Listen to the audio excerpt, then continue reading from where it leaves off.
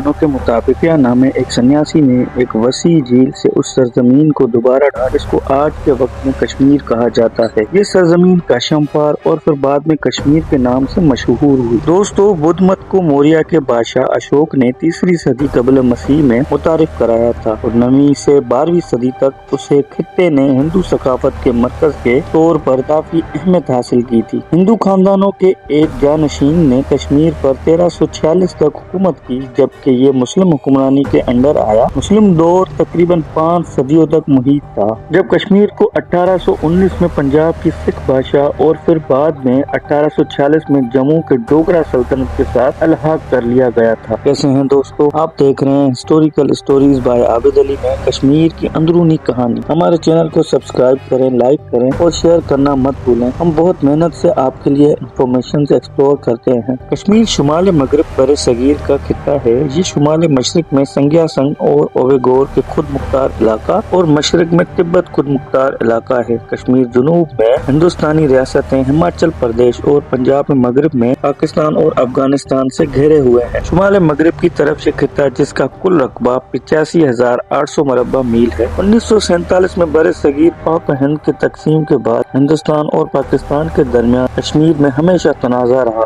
शुमाली और मगरबी हिस्से में पाकिस्तान के ज़ेर इंतज़ाम है और 3 हिस्सों पर वो मुश्तमिल है, जिनमें आज़ाद कश्मीर, गिलगित और बल्तिस्तान है। एक स्टेट की इंतजामिया यूनिट का हिस्सा है जिसे हम गिलगित बल्तिस्तान के नाम से जानते हैं। जनूबी और जुनूब मशरक हिस्से जम्मू व कश्मीर और लद्दाख हैं। हिंदुस्तान और पाकिस्तान के ज़ेर इंतजाम हिस्सों को 1972 में तयशुदा लाइन ऑफ कंट्रोल के जरिए तकसीम किया गया है। हालांकि कोई भी मुल्क से बैनुल-अक़वामी सरहद तौर पर तस्लीम नहीं करता। इसके अलावा चीन 1950 की दिहाई में कश्मीर के मशरकी इलाके में सरगर्म हुआ था और 1962 से लद्दाख के शुमाल मशरकी हिस्से को कंट्रोल करता आ रहा है। दोस्तों, वादी के शुमाल मशरक में उभरती हुई अजीम हिमालय के मगरबी हिस्से में जिसकी चोटियाँ 20,000 फीट तक या उससे ज्यादा की बुलंदी तक पहुँचती हैं। शुमाल मशरक की तरफ लद्दाख का बुलंद पहाड़ी सतह खित्ता है, जिसे शुमाल मगरब की तरफ से बहने वाले दरिया सिंध के नामवर वादी ने हटा हुआ है। हिमालय से तकरीबन शुमाल की मगरब की तरफ फैली हुई कराक्रम सिलसिले की बुलंद तरीन चोटियाँ हैं, जिनमें K2 माउंट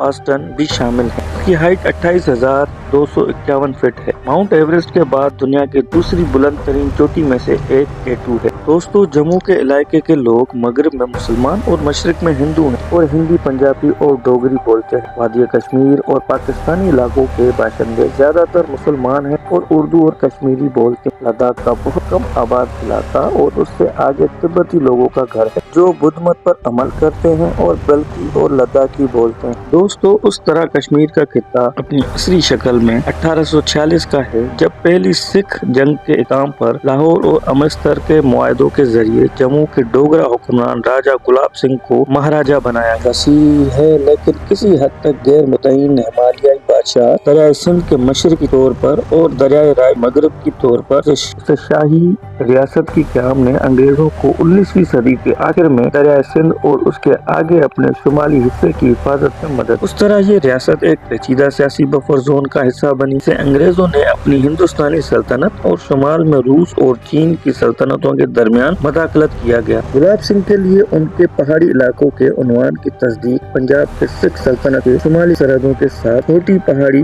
और रियासतों के दरमियान तकरीबन 1/4 सदी मुहिम और सिफारती गिफ्ट रोशन का इख्तिताम हुआ। मेरे हिस्ट्री हंटर्स फेलोज 19वीं सदी में इलाके की हदूद की वजाहत के लिए कुछ कोशिशें की गयी, लेकिन बहुत से मामलात में मुल्क की नौयत और मुस्तकिल इंसानी आबादकारी से महरूम वसी खतों के मौजूदगी की वजह से कतई तारीफ को शिकस्त हुई। मिसाल के तौर पर बहुत से दौर शुमाल में महाराजा का अख्तियार यकीनी तौर पर कराक्रम के सिलसिले तक फैला हुआ था, लेकिन उससे आगे वस्ती एशिया के तान और संज्ञा संघ के इलाकों सरहदों पर एक काबिल बहस इलाका बना हुआ और सरहद की कभी भी हद बंदी नहीं की गई। सरहद की सिर्फ बंदी के बारे में से तरह के शकूक और शबात है, जहाँ ये शुमाली जोन मशरक में साई चंद के नाम से जाने वाले इलाके को घेरता था और तिब्बत के साथ मारूफ और ज्यादातर वाज़ेह तौर पर बयान करदा हद में शामिल हो गया था। सदियों से मशरकी सरहद की तौर पर काम किया था। लद्दाख का इलाका शुमाल मगरब में सरहदों का नमूना 19वीं सदी के आखिरी दिहाई में واضح ہو کہ برطانیہ نے افغانستان اور روس کے ساتھ بات چیت کرتے ہوئے پامیر کے علاقے میں سرحد محدود کر اس وقت گلگت جیسے ہمیشہ کشمیر کا حصہ سمجھا جاتا تھا اسٹریٹجک وجوہات کی بنا پر 1889 میں ایک برطانوی ایجنٹ کے تحت ایک خصوصی ایجنسی کے طور پر تشکیل دیا گیا تھا۔ دوستو اب بات کریں گے ہم مسئلہ کشمیر۔ جب تک برطانیہ کی طرف سے اس علاقے کے وجود کی ضمانت دی گئی تھی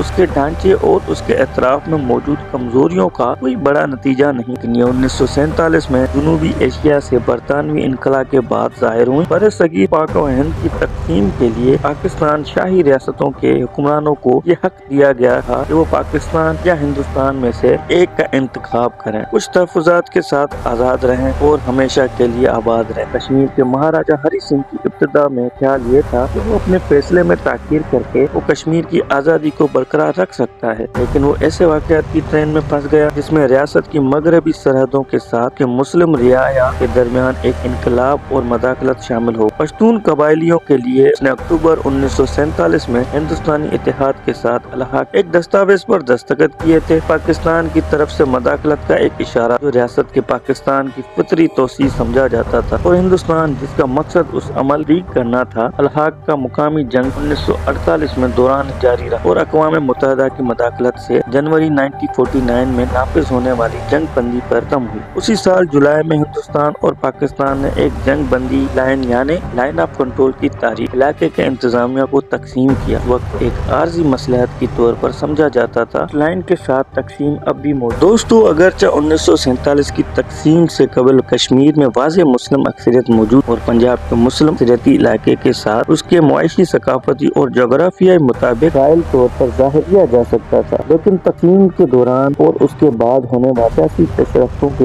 نتیجے میں کشمیر کی تقسیم ہو گئی۔ علاقہ پاکستان کے پاس ایسا علاقہ چھوڑا گیا جو کہ بنیادی طور پر مسلم ہونے کے باوجود بہت کم آبادی والا، قابل رسائی اور اقتصادی طور پر پسماندہ تھا۔ سب سے بڑا مسلم گروپ وادی کشمیر میں واقع ہے اور اندازے کے مطابق کی تعداد پورے خطے کے نصف سے زیادہ آبادی ہے کہ ہندوستان کے زیر انتظام علاقے میں ہے۔ سابقہ جہلم وادی کے ساتھ راستہ بند ہے۔ دوستوں بعد ازاں کشمیر پر تنازع کو ختم کرنے کے لیے بہت سی تجاویز پیش کی گئی، لیکن 1962 میں لداخ میں چینی دراندازی کے بعد دونوں ممالک کے درمیان کشیدگی بڑھ گئی اور 1965 میں ہندوستان اور پاکستان کے درمیان جنگ چھڑ گئی۔ جنوری 1966 کے وائل اور تاشقند میں دونوں فریقوں کے درمیان ایک معاہدے پر دستخط جس میں انہوں نے پرامن طریقے سے تنازع کو ختم کرنے کی کوشش کی۔ دونوں کے درمیان 1971 میں ایک بار پھر لڑائی لڑ گئی کیونکہ ہندوستان اور پاکستان کی جنگ کے نتیجے میں بنگلہ دیش بن گیا۔ 1972 میں بھارتی شہر شملہ میں ہونے والے ایک معاہدے میں اس امید کا اظہار کیا گیا تھا کہ اب خطے کے ممالک ایک دوسرے کے ساتھ امن سے رہ سکتے ہیں۔ یہ بڑے پیمانے پر خیال کیا جاتا تھا کہ پاکستان اس وقت کے وزیر اعظم ذوالفقار علی بھٹو نے شاید لائن آف کنٹرول کو ڈی فیکٹو بارڈر کے طور پر قبول کر لیا تھا، حالانکہ بعد میں انہوں نے اس کی تردید کی۔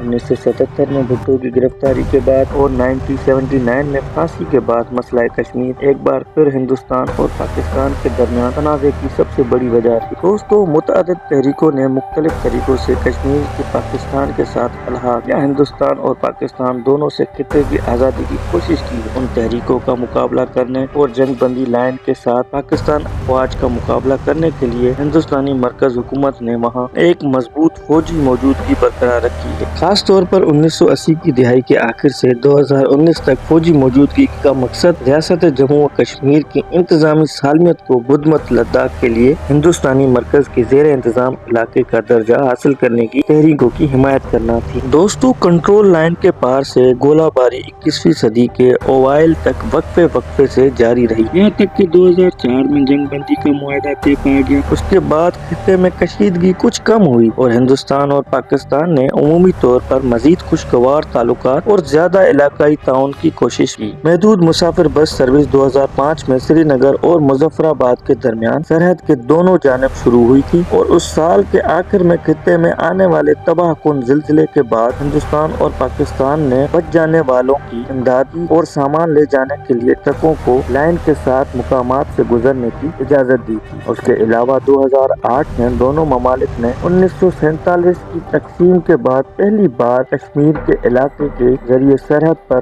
تجارتی روابط کھولے۔ مقامی طور پر تیار کردہ سامان اور مینوفیکچرز کے لے جانے کے لیے ٹرک سروس کو مظفر آباد کے درمیان اور راول کوٹ پاکستان اور پونچھ ہندوستان کے درمیان چلنے لگی۔ اب ان سب میں چین کے مفادات کیا ہے؟ آپ سب کا یہ سوال ہوتا ہوگا۔ چین نے کبھی بھی شمال مشرقی کشمیر میں برطانیہ کے درمیان طے پانے والے سرحدی معاہدے کو قبول ہی نہیں کیا۔ 1949 میں چین میں کمیونسٹوں کے قبضے کے بعد بھی یہ معاملہ برقرار رہا، حالانکہ نئی حکومت نے بھارت سے کہا کہ کامیابی کی بغیر سرحد کے حوالے سے بات چیت شروع کر دی جائے۔ بعد میں چینی اتھارٹی قائم ہونے اور سنگیا چنگ میں دوبارہ زور دینے کے بعد چینی افواج لداخ کے شمال مشرق حصوں میں گھس گئیں۔ یہ بنیادی طور پر اس لیے کیا گیا تھا کیونکہ چین نے انہیں اقصائی چین کی سطح پر مرتف کے علاقے کے ذریعے ایک فوجی سڑک بنانے کی اجازت دی تاکہ سنگیا چنگ اور مغربی تبت کے درمیان بہتر رابطہ فراہم کیا جا سکے۔ اس نے چین کو ہندوستان اور